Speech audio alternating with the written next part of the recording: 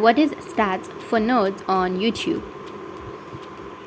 So if you want to know what is stats for nerds on YouTube and if you want to use it, then despite its name, YouTube's stats for nerds feature isn't just for nerds. The option is turned off by default in all YouTube videos. You can enable it by going to your profile on your YouTube. So you can open up your YouTube, go with your profile, go with settings, which is on the top right, and then tap on general. Under general here on the bottom, as you can see that you will have an option of enable stats for nerds. You need to tap and toggle on the option. And now if you go back and if you just play a video, then on the top right of your video you will have your settings, and on your settings you will have more. Tap on more, and then you will have stats for nerds option. You need to tap on it and you will have all of the information right here. So that's what stats for nerds is on YouTube, and that's how you can use it. And if you have any questions, feel free to comment below. Thanks for watching.